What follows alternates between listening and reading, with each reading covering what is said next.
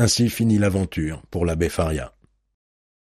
Il demeura prisonnier, et à la suite de cette visite, sa réputation de fou réjouissant s'augmenta encore.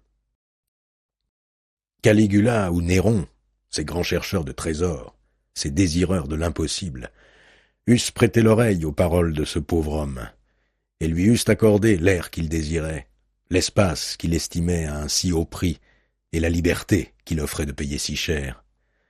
Mais les rois de nos jours, maintenus dans la limite du probable, n'ont plus l'audace de la volonté.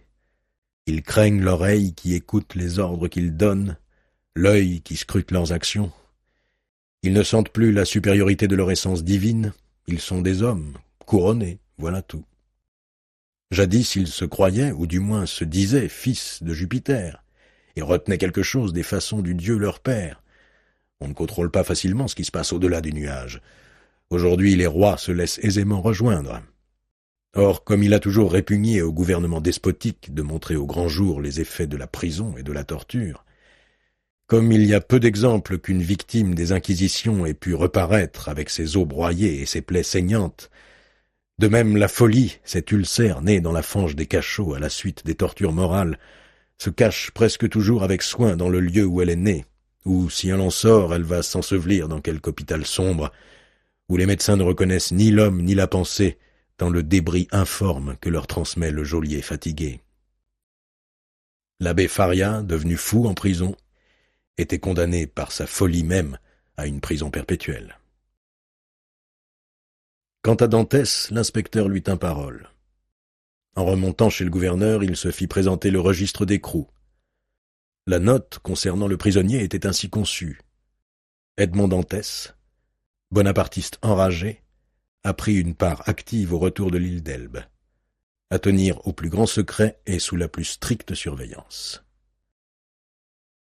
Cette note était d'une autre écriture et d'une encre différente que le reste du registre, ce qui prouvait qu'elle avait été ajoutée depuis l'incarcération de Dantès. L'accusation était trop positive pour essayer de la combattre.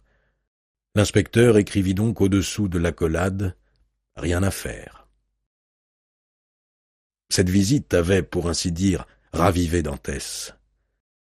Depuis qu'il était entré en prison, il avait oublié de compter les jours, mais l'inspecteur lui avait donné une nouvelle date, et Dantès ne l'avait pas oublié. Derrière lui, il écrivit sur le mur, avec un morceau de plâtre détaché de son plafond, « 30 juillet 1816 ».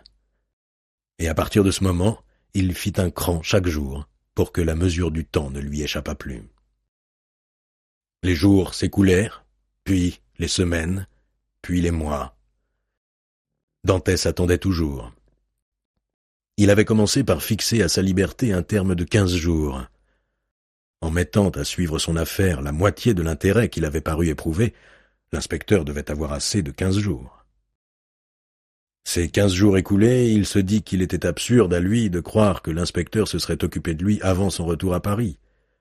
Or, son retour à Paris ne pouvait avoir lieu que lorsque sa tournée sera finie, et sa tournée pouvait durer 1 mois ou 2. Il se donna donc 3 mois, au lieu de 15 jours. Les 3 mois écoulés, un autre raisonnement vint à son aide, qui fit qu'il s'accorda 6 mois. Mais ces 6 mois écoulés, en mettant les jours au bout les uns des autres, il se trouvait qu'il avait attendu 10 mois et demi. Pendant ces 10 mois, rien n'avait été changé au régime de sa prison. Aucune nouvelle consolante ne lui était parvenue. Le geôlier interrogé était muet, comme d'habitude. Dantès commença à douter de ses sens, à croire que ce qu'il prenait pour un souvenir de sa mémoire n'était rien autre chose qu'une hallucination de son cerveau, et que cet ange consolateur qui était apparu dans sa prison y était descendu sur l'aile d'un rêve. Au bout d'1 an, le gouverneur fut changé. Il avait obtenu la direction du fort de Ham. Il emmena avec lui plusieurs de ses subordonnés, et entre autres le geôlier de Dantès. Un nouveau gouverneur arriva. Il eût été trop long pour lui d'apprendre les noms de ses prisonniers, il se fit représenter seulement leurs numéros. Cet horrible hôtel garni se composait de 50 chambres. Leurs habitants furent appelés du numéro de la chambre qu'ils occupaient, et le malheureux jeune homme cessa de s'appeler de son prénom d'Edmond ou de son nom de Dantès. Il s'appela le numéro 34.